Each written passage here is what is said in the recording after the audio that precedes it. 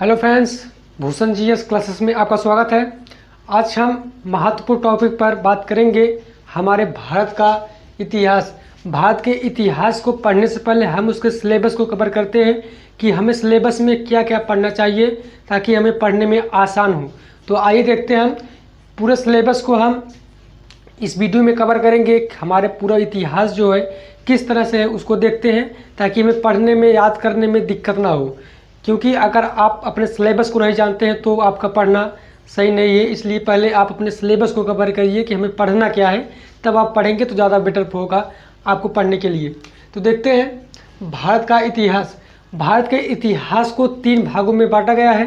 पहला हमारा है प्रागैतिहासिक काल पहला, और दूसरा है आद्य ऐतिहासिक काल, और तीसरा जो है वह है ऐतिहासिक काल। जो हमारा पहला प्रागैतिहासिक काल का अर्थ क्या है कि इस काल में जो है मानव का एक तरह से एक अस्थाई जगह पर रहना, उनका विकास जो हुआ पहले वो प्रागैतिहासिक काल में देखा गया कि मानव एक अस्थाई जगह रहने लगा, खेती करने लगा, और जो कुत्ता पालना या पशुपालन जो करने लगा वह करने लगे प्रागैतिहासिक काल में। इस काल में हम देखते हैं, इस काल को हम 3 भागों में बांटे हैं। पहले हम इसको देखते हैं आद्य ऐतिहासिक काल का अर्थ क्या होता है। इस काल का अर्थ ये है कि इस काल में जो है मानव एक अस्थायी रूप से रहने लगा, और इसमें उनकी जो है लिखी कुछ लिपि मिली जो आज डेट में पढ़ सकते हैं और उसको समझ भी सकते हैं। और जो हमारे ऐतिहासिक काल है, जो हमारा इतिहास है, ये तो जानते हैं, पढ़ते भी हैं और उसको अच्छे से समझ भी सकते हैं। तो देखते हैं हमारा पहला प्रागैतिहासिक काल।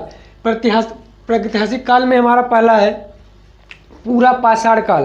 पूरा पाषाण काल का अर्थ है कि जो पत्थरों का काल होता था वह पूरा पाषाण काल, जिस काल में मानव एक अस्थायी जगह रहने लगा और अपने बचाव के लिए, क्योंकि उस समय कोई जानवर से, यानी उस तरह से बताया जाए कि जानवर का शिकार जो इंसान हुआ करते थे और जो जानवर थे वह इंसान का शिकार हुआ करते थे। इस तरह से आदमी जो है एक अस्थायी जगह पर रहने लगा और जो है पत्थरों का औजार बनाने लगा अपने जीवन को बचाने के लिए, जानवरों से और अन्य जीवों से वह पत्थरों का उपयोग करने लगा। उसको हम चाहते हैं पूरा पाषाण काल। पूरा पाषाण काल के बाद आता है हमारा मध्य पाषाण काल। पूरा पाषाण काल में बताया जाता है कि मानव जो है 99% उस समय विकास कर चुका था। पूरा पाषाण काल में आगे आता है मध्य पाषाण काल।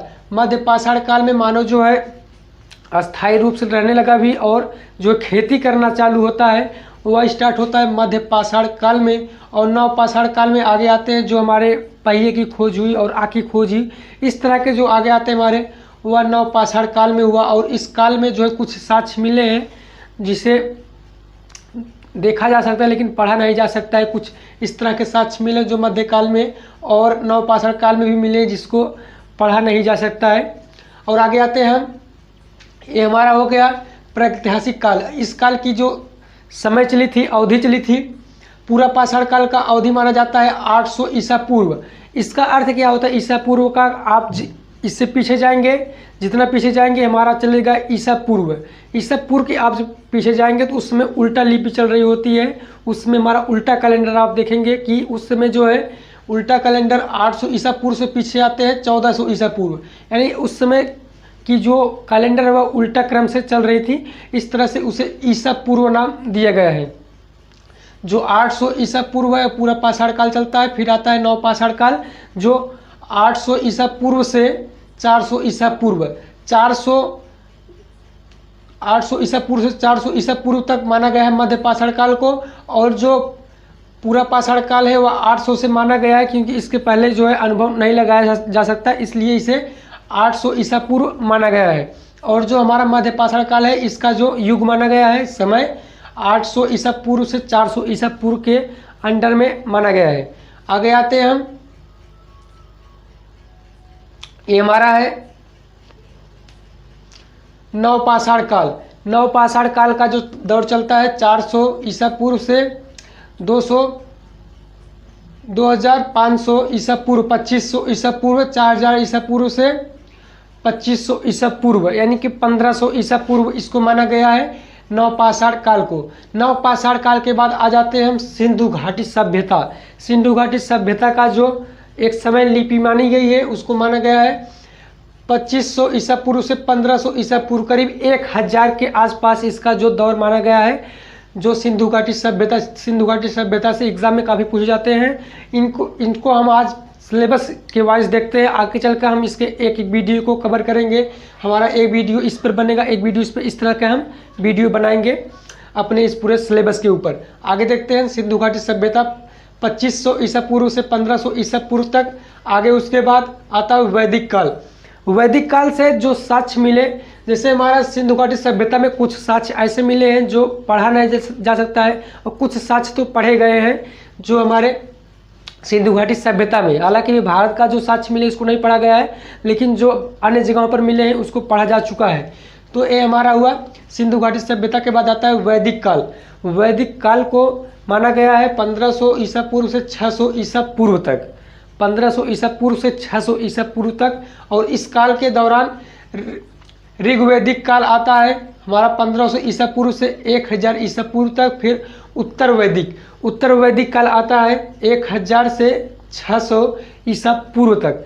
इसमें हम ऋग्वेद जो हमारा वेद है, जिससे आज हमारा जो वेद है, वेदों का जो उत्पन्न हुआ इसी समय में उत्पन्न होता है वैदिक काल में। जो 1500 से 600 ईसा पूर्व के मध्य में हमारा जो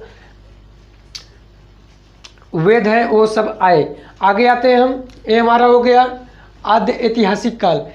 आद्य ऐतिहासिक काल में ही जो हमारे आए गौतम बुद्ध, जैन धर्म, इन सब धर्मों का जो उत्पत्ति माना जाता है वह इसी काल में माना जाता है, उत्तर वैदिक काल में। अब आगे आते हैं हम ऐतिहासिक काल।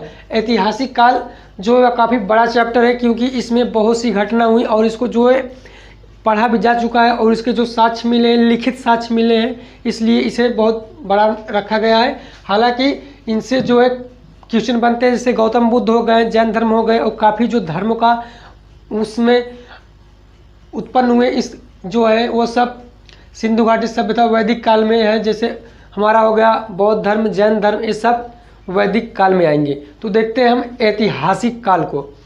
ऐतिहासिक काल में हमारा आता है प्राचीन भारत का इतिहास। प्राचीन भारत का इतिहास जो हमारे ऐतिहासिक काल में पहला प्राचीन भारत का इतिहास, मध्यकालीन भारत का इतिहास, फिर आगे आधुनिक भारत का इतिहास। हम ऐतिहासिक काल में 3 भाग में बांटते हैं। पहला प्राचीन भारत का इतिहास, मध्यकालीन भारत का इतिहास और आधुनिक भारत का इतिहास। 3 भाग में बढ़ता है हमारा ऐतिहासिक काल। तो आगे देखते हैं हम प्राचीन भारत का इतिहास का क्रम कब से चला, 600 ईसा पूर्व से 700 ईसा पूर्व तक। 600 ईसा पूर्व से 700 ईसा पूर्व तक। और इसमें जो है हमारे आते हैं जैसे महाजनपदों का उदय। महाजनपदों का उदय जो होता है वह 600 ईसा पूर्व से 300 ईसा पूर्व माना गया है। जो मगध साम्राज्य सबसे बड़ा साम्राज्य उस समय उभर कर सामने आया। 8 जो हमारे महाजनपद हुए, उन महाजनपदों में मगध सबसे बड़ा जो आया। मगध के बाद आगे चले गए, उसमें जो मौर्य साम्राज्य, आगे चल के मौर्य साम्राज्य उसमें आ गए, जैसे चंद्रगुप्त मौर्य, इन जैसे सम्राटों का उदय हुआ। जो आगे आते हैं हम 323 से 184 ईसा पूर्व तक जो है मौर्य वंश का वंश चला। और इसी वंश में जो हमारे चेर, पांडे एवं चोल वंश का आप जिक्र ज़्यादा सुने होंगे, कई मूवी में इसका भी ज़्यादा जिक्र होता है चोल वंश का। इसलिए हम जो है इसको पढ़ेंगे 323 से 184 के बीच में जो हमारा चेर, पांडे एवं चोल, ये जो वंश है। और इसको आगे देखते हैं, ये हमारा प्राचीन भारत का इतिहास का क्रम है। आगे मौर्योत्तर काल। मौर्योत्तर काल जो चलता है 184 ईसा पूर्व से 319 ईस्वी तक। ये हमारा आ गया 184 से, अब यहाँ से उल्टा हो गया 319 ईस्वी तक। अब इसके बाद हमारा जो कैलेंडर चलता है वर्तमान में उस तरह का प्रयोग होने लगा मौर्योत्तर काल से। फिर आता है गुप्त साम्राज्य। 319 से 550 तक जो है गुप्त साम्राज्य का वंश चला। फिर आगे आते हैं हर्षवर्धन काल। हर्षवर्धन काल का जो समय चलता है 606 ईस्वी से 647 ईस्वी तक हर्षवर्धन काल चला। और इस तरह से हमारा ये रहा प्राचीन भारत का इतिहास। अब आगे बढ़ते हैं हम मध्यकालीन भारत की तरफ। मध्यकालीन भारत को दो भागों में बांटा गया है, उत्तर मध्यकालीन और पूर्वी मध्यकालीन। पहले हम देखते हैं पूर्वी मध्यकालीन को, फिर आगे देखते हैं हम उत्तर मध्यकालीन को। पहले देखते हैं पूर्वी मध्यकालीन को। पूर्वी मध्यकालीन का जो दौर चलता है 820 से जो चलता है 700 ईस्वी तक, जो हमारा 800 ईस्वी से 12 ईस्वी तक चलता है, जो सिर्फ 1200 ईस्वी कह सकते हैं, 800 ईस्वी से 1200 ईस्वी मान सकते हैं। इसका जो दौर चलता है इसको देखते हैं। हमारा पहले उत्तर भारत। उत्तर भारत में राजपूत, पाल एवं प्रतिहार इन वंशों का उदय हुआ। जो हमारा आते हैं पूर्वी मध्यकालीन में राजपूत, पाल एवं प्रतिहार। आगे आके दक्कन। दक्कन जो है वो जिसे दक्कन में हमारे चालुक्य और राजपूत। दक्कन को आप जानते हो कि विजयनगर साम्राज्य, बहमनी साम्राज्य जो हुए वो दक्कन के साइड में, जो हमारे उत्तर साइड में और ये दक्षिण साइड में, ये दक्षिण साइड में है पांड्य एवं चोल दक्षिण भारत का, और ये हमारे मध्य भारत में मान सकते हैं जो दक्कन साइड विजयनगर साम्राज्य जहाँ पर था वहाँ पर चालुक्य एवं राष्ट्रकूट आए, और उत्तर भारत में राजपूत, पाल एवं प्रतिहार। फिर आते हैं दक्षिण भारत। दक्षिण भारत में आप पहुँचेंगे तो पांड्य एवं चोल, पांड्य वंश एवं चोल वंश का जिक्र हुआ दक्षिण भारत में। अब आगे आते हैं, हमारा दौर चला 820 से जो 1200 तक, 800 ईस्वी से 1200 ईस्वी तक। अब आते हैं हम 1200 ईस्वी के आगे, जिसे उत्तर मध्यकालीन माना गया है। इसका दौर चलता है 1200 ईस्वी से 1800 तक, यानी 1200 ईस्वी से 1800 ईस्वी तक। इसको देखते हैं हमारा उत्तर भारत। इसको भी 3 भागों में डिवाइड किया गया है। पहला उत्तर भारत, दक्कन और दक्षिण भारत। उत्तर भारत में दिल्ली सल्तनत। दिल्ली सल्तनत में जैसे चौहान वंश से मुगल वंश, इसे यहाँ पर थोड़ा उल्टा हो गया है, चौहान वंश से मुगल वंश। चौहान वंश में आप जब पढ़ेंगे तो पृथ्वीराज चौहान से स्टार्ट होगा जो हमारा दिल्ली साम्राज्य, और जाकर के मुगल के समय में ख़त्म हो जाता है, क्योंकि मुगल के बाद यहाँ पर ब्रिटिशर्स का शासन हो जाता है, इसलिए मुगल वंश तक माना जाता है। दिल्ली सल्तनत में लास्ट जो वंश थे वो थे मुगल वंश। तो देखते हैं चौहान वंश। चौहान वंश में आप पढ़ेंगे पृथ्वीराज चौहान की जब मृत्यु होती है तराइन के द्वितीय युद्ध में, वहाँ पर मोहम्मद गौरी जब बैठता है, उसका जो गुलाम था कुतुबुद्दीन ऐबक ने वहाँ पर गुलाम वंश की नींव डाली, और वहीं से जो है दिल्ली सल्तनत का उत्पन्न माना जाता है चौहान वंश से। आगे चल के मुगल वंश तक जो दिल्ली सल्तनत चला। दिल्ली सल्तनत बाद आगे बढ़ते हैं हम दक्कन साइड। दक्कन साइड में आप देखेंगे विजयनगर साम्राज्य, बहमनी साम्राज्य जो थे वो से साम्राज्य थे दक्कन साइड में। माने दक्कन साइड में विजयनगर साम्राज्य और बहमनी साम्राज्य, जो विजयनगर साम्राज्य से राजा कृष्णदेव राय थे उसमें, ये उस साइड का है। और जो हमारा दक्षिण भारत है, दक्षिण भारत के इतिहास में चेर, पांड्य, चोल एवं पल्लव ये जो वंश है वो थे हमारे दक्षिण भारत में। ये था हमारा मध्यकालीन भारत का इतिहास। हमें जो है कवर करना है मध्यकालीन भारत के इतिहास में, हमें इतना सब कवर करना है। और आगे आते हैं हम आधुनिक भारत का इतिहास। आधुनिक भारत के इतिहास में जब आप पढ़ेंगे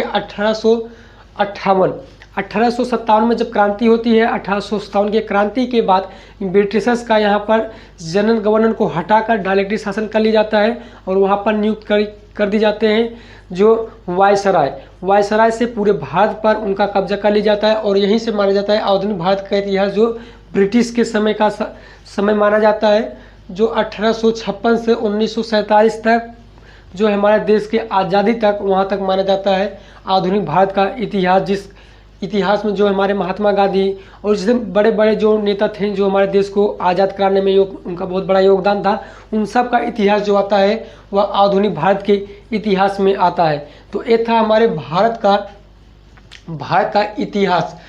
इतिहास को जो है हम इतना सब हमारा इतिहास है, आप अगर इतने को अच्छे से एक एक जो है चैप्टर वाइज इसको पढ़ेंगे, जैसे एक एक वंश को अच्छे से पढ़ेंगे तो आपका इतिहास काफ़ी अच्छा होगा। उसके लिए हमें जो है एक हमारा सिलेबस चाहिए कि हमें पढ़ना क्या है, तो ये आपका सिलेबस रहा। आप इसे अच्छे से याद कर लेंगे और इसे जो है हमारा इस पर जो वीडियो बनेगा उसे भी आप देखेंगे क्योंकि हम इस पर एक एक वीडियो एक एक चैप्टर से अच्छे से पढ़ेंगे।